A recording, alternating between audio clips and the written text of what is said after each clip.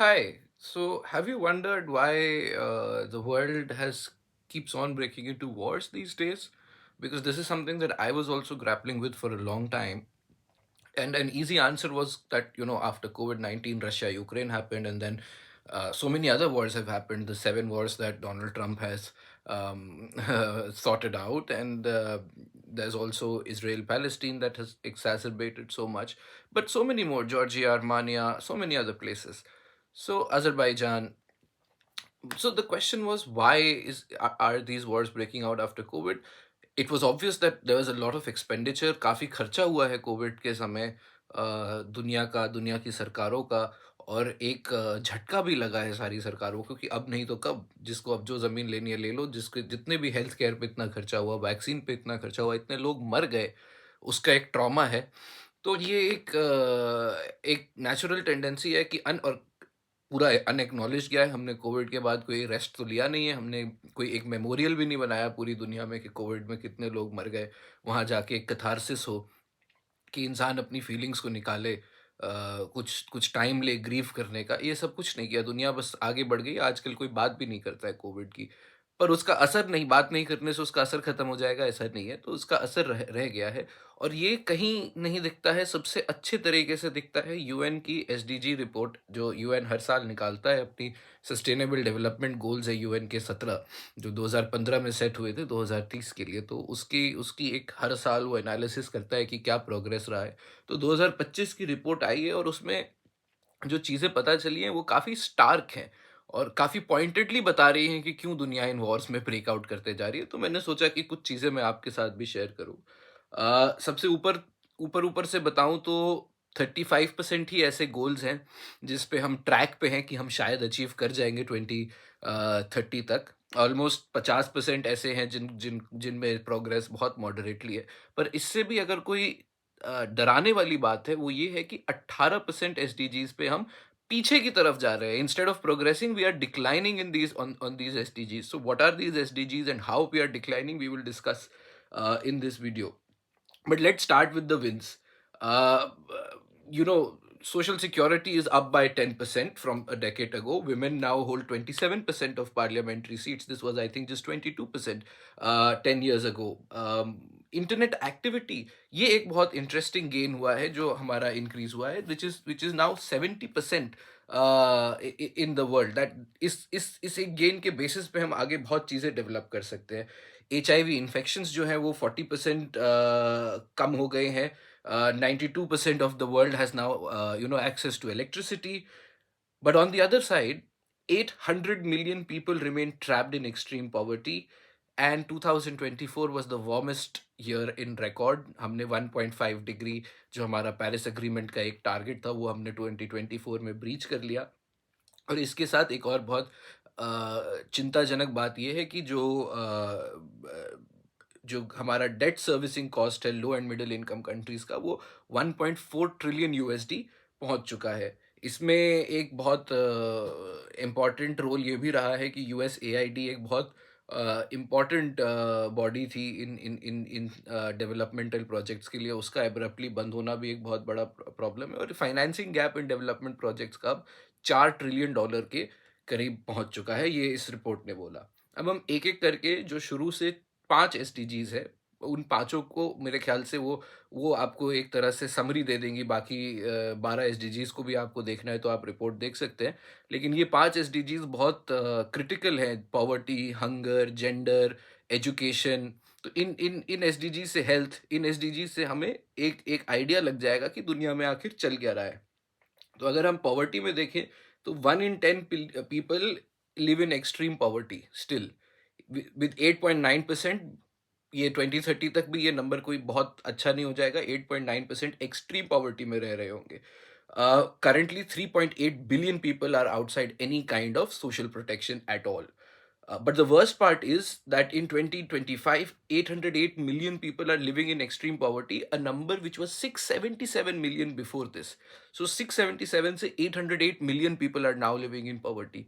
इसका एक कारण ये है कि वर्ल्ड बैंक ने जो पॉवर्टी लाइन है उसको थोड़ा ऊपर बढ़ाया है, 2.1 यूएसडी से उसको $3 पे किया है। पर वो इसलिए किया है क्योंकि दुनिया में भी nominal costs of goods have increased. तो ये बहुत ही बड़ा एक क्रूशियल आंकड़ा है कि 677 मिलियन लोग from extreme poverty to 808 million लोग एक्सट्रीम पॉवर्टी में गए, क्योंकि यही जो लोग हैं ये आगे जाके टेररिज्म, एक्सट्रीमिज्म, इन्फ्रिंजमेंट्स, इन सारी चीज़ों में पार्टिसिपेट करेंगे। जिन लोगों के पास खाने को नहीं होगा, भूख लगी हुई होगी, रहने को जगह नहीं होगी, उन वो सबसे ईजी शिकार बनते हैं, और इनके अगेंस्ट भी वायलेंस सबसे ज़्यादा होगा। ये एक वल्नरेबल पॉपुलेशन है और ये एक थ्रेटेंड पॉपुलेशन भी है। तो अब इस ऐसे देखें तो only 1 in 5 countries are on track of achieving having the poverty rate, जो कि एक गोल रखा था यूएन ने एसडीजीज में। सिर्फ 5 में से 1 कंट्री है जो ऐसा ऐसा पहुंच पाएगी। Another interesting indicator is that while 66% of the world believes they enjoy secure tenure rights to land, 66% world को लगता है कि उनके पास है जमीन अपनी, उसमें से सिर्फ 43% के पास एक्चुअली कागज है जो दिखा सकते हैं। तो बाकी जो 1.4 बिलियन एडल्ट्स हैं उनके पास कोई कागज नहीं है, तो वो मॉर्गेज नहीं ले सकते, जो मॉर्गेज बेस्ड फाइनेंसिंग है उस सिस्टम का भी फायदा नहीं उठा सकते। और ये नंबर, और आप अगर विमेन के हिसाब से देखें तो this number is just 24%, making only 3 in 10 of all document holders are women. तो the situation is much worse when you come talk about women. Next we come to hunger.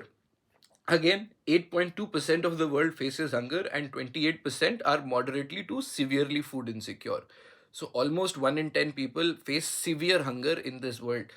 And ये Israel Palestine में जो अभी चल रहा है, जो गजा के लोगों को जिस तरह से स्टार्व किया जा रहा है, वो इसमें एक फैक्टर है। पर ये सिर्फ एक जगह नहीं हो रहा, सूडान और भी बहुत सारे कॉन्फ्लिक्ट एरियाज हैं जहाँ पे ये सिचुएशन हम, और जबकि आप ये देखिए कि world produces much more food, we produce 1.3 to 1.5 times more food than we actually need. उसके बाद भी 8.2% of the world faces extreme extreme hunger. अब एक और जो चिंताजनक बात है कि the share of countries with high food prices decline from 60% to 50% from 22 to 23। 60% से 50% तो हुआ हाई फूड प्राइसेस का, पर ये 50% भी 3 गुना ज्यादा है। This 50% is 3 times more than pre pandemic levels. तो जो हाई फूड प्राइसेस की कंट्रीज हैं वो 3 गुना ज्यादा बढ़ गई हैं, यानी 3 गुना ज्यादा कंट्रीज में पैंडेमिक के बाद से हाई फूड प्राइसेस लोगों को फेस करने पड़े। तो लोग भूख से नहीं मर रहे हैं, भूख तो लोग सबसे पहले लोग खाना ही खरीदेंगे, लेकिन खाने पे उनका खर्चा जो है वो इतना ज़्यादा बढ़ गया है। इससे भी एक स्ट्रेस, एक स्कैर्सिटी ऑफ रिसोर्सेज इससे जनरेट होती है, जो कि आगे जाके वॉर मेंटालिटी को ही फ्यूल करती है। ये एक बहुत बहुत क्रिटिकल फैक्टर है। और अगर आप देखिए स्टंटिंग, चिल्ड्रन अंडर 5 की अगर हम स्टंटिंग देखें तो वो डिक्लाइन हुआ है 26.4% से 23.2% 2012 से 2024 में। बट अगेन रीसेंट डेटा ये दिखा रहा है कि ये ट्रेंड अब रिवर्स हो रहा है। हमने इसको ले तो गए हम 26 से 23% लगभग पे, पर अब ये वापस बढ़ने लगा है। अनीमिया को आप देखिए, 30.7% विमेन अनीमिया से पीड़ित होती हैं, जो कि 27.6% था ये नंबर 2012 में। तो ये नंबर भी, anaemia is again an indicator. Pregnant women especially face a lot of problems because of anemia. They die during giving birth. So again, this factor has increased from 27.6% to 30.7. तो SDG पे हमें आगे बढ़ने की जगह हम पीछे की तरफ बढ़ते जा रहे हैं। अब अगर हम हेल्थ पे आए तो हेल्थ पे एक अच्छी खबर ये है कि ग्लोबल मैटरनल मोर्टेलिटी रेशियो जो है वो 228 डेथ्स पर 100,000 लाइव बर्थ से 2015 में 197 इन 2023 पे पहुंचा है। तो कोई बहुत खास प्रोग्रेस हुआ नहीं है कि हर 100,000 बर्थ्स में पहले 228 लोग मर जाते थे, females used to die, now it is 197। So it is a slight progress. ये ऑलमोस्ट, हमारा टारगेट क्या है 70 का 2030 में, अभी हमारा नंबर क्या है 197, तो हम ऑलमोस्ट 3 गुना ज़्यादा ऑफ है। अब 5 साल में हम क्या ये तीन तीन गुना ये इतना फासला तय कर पाएंगे? मुझे तो ऐसा नहीं लगता। Global under 5 mortality ratio also fell from 37 per thousand live births to in 2023 from 44 in 2015। तो ये एक यहाँ पे 44 से 33 ग्लोबल मोर्टेलिटी रेशियो का डिक्लाइन हुआ है। Neonatal mortality also has drop by 12%। So ये बहुत मार्जिनल इंक्रीजेस आप देखेंगे हेल्थ में इन इन चीज़ों में हुए हैं। Tuberculosis has been the again highest infectious agent जिससे सबसे ज़्यादा मौतें हुई हैं इस साल में। और इसमें से अगर आप देखिए तो 87% of the deaths have come from just 30 countries. So you can see there is a disparity also among this data. ये data evenly distributed नहीं है, अलग अलग countries, अलग अलग regions, उनकी economy, उनकी condition के हिसाब से obviously ये change होता है. अब इसके साथ चिंताजनक बात है जो suicide rate है, जो कि 12.9 से 9.2 हुआ है पर 100,000 people, पर it has increased by 33% in North America, 25% in Latin America and Caribbean, and 10% in Southeast Asia. तो while दुनिया में ये ज़रूर कम हुआ है आंकड़ा, लेकिन इन सारे एरियाज में इस तरीके से ये बढ़ रहा है. और आप देखिए कि हमारे पास 14.7 मिलियन हेल्थ वर्कर्स की शॉर्टेज है. अगर आप हाई इनकम कंट्रीज में देखेंगे तो every 64 people have one health worker, और अगर आप लो इनकम कंट्रीज में जाएंगे तो ये 64 से ये नंबर 621, यानी हर 681 इक्यावन, वट एवर 61 टू 621 21 621, माफ कीजिएगा, 621 लोगों में एक हेल्थ वर्कर है, जबकि अमीर कंट्रीज में ये 64 लोगों में एक हेल्थ वर्कर रहता है. एजुकेशन में अगर आप देखें तो upper secondary completion rate has declined from 1.3% to 0.8%. Out of school population has increased by 3% since 2015. ये दोनों बहुत बड़े आंकड़े. अगर स्कूल लोग कम जाएंगे, ये इनकी प्रॉब्लम हमें 10 साल बाद समझ आएगी कि ये जो पॉपुलेशन जो अभी स्कूल नहीं जा रही है उसका आगे आगे जाके ये क्या करेंगे. और अभी भी ये लोग जो खाली बैठे हैं ये कहाँ जा रहे हैं. ये जो 3% डिक्लाइन हुआ है आउट ऑफ स्कूल पॉपुलेशन का, 2015 से हम 3% कम ही लोग अब स्कूल जा रहे हैं, ये एक बहुत बहुत चिंताजनक बात है. और इसमें से 36% of school age children are out of school in low income countries, जहाँ से टेररिज्म में बच्चों को ज्वाइन करना, या स्लेव ट्रेड में ज्वाइन करना, या चाइल्ड लेबर में ज्वाइन करना, ये सारी चीज़ों में बहुत इजी चांस हो जाता है फिर बच्चों का जाना.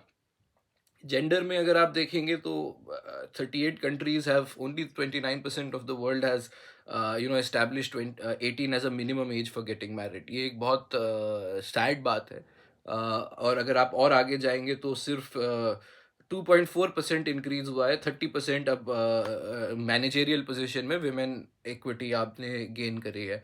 इस गति से अगर आप जाएं तो अगले 100 साल में आप 50-50% की पैरिटी अचीव कर पाएंगे. ये हाल है हमारी दुनिया का. तो और भी बहुत सारा डेटा है इस रिपोर्ट में. बहुत ही अच्छी रिपोर्ट है, बहुत ससिंटली, बहुत स्टार्कली कैप्चर करती है. बहुत डेटा ड्रिवन रिपोर्ट है जो कि कैप्चर करती है कि दुनिया का हाल क्या है, दुनिया किस डायरेक्शन में जा रही है. अगर हमने 18% में प्रोग्रेस किया है, 30% में प्रोग्रेस किया है, तो 18% में हम वापस पीछे की तरफ जा रहे हैं. और ये ऑब्वियस है. जब दुनिया नाश की तरफ, जब क्या एक एक दिनकर की लाइन थी, जब काल मनुष्य पे छाता है पहले विवेक मर जाता है. जब लोग स्कूल कम जाएंगे, जब लोगों की हेल्थ केयर कम हो जाएगी, जब लोगों का पॉवर्टी और हंगर बढ़ेगा, तो किस तरह की दुनिया क्रिएट होगी वो हम देख सकते हैं. वही दुनिया आज हमारे आसपास है. तो ये बोलना कि क्यों इतनी लड़ाई, क्यों इतना कॉन्फ्लिक्ट हो रहा है इस दुनिया में, ये एक you can see it in the data, you can see in even बाकी एसडीजीज में. आई थिंक क्लीन एनर्जी के अलावा कोई भी एक ऐसी एसडीजी नहीं है जिसमें प्रोग्रेस सेटिस्फैक्टरीली हुआ है. क्लीन एनर्जी में भी इसलिए हुआ है क्योंकि वो सस्ती है और हर कंट्री को फायदा है उसको करने से, और कोई रीज़न नहीं है. तो ये भी दिखाता है कि हम जहाँ चाहें वहाँ पे हम प्रोग्रेस कर सकते हैं. क्लीन एनर्जी में क्योंकि हमें फ़ायदा दिखता है, इकोनॉमिक्स उसकी वर्क करती है, तो प्रोग्रेस बहुत ही बढ़िया शानदार तरीके से हो रही है, हम टारगेट भी अचीव कर लेंगे. लेकिन बाकियों में ये हाल नहीं है.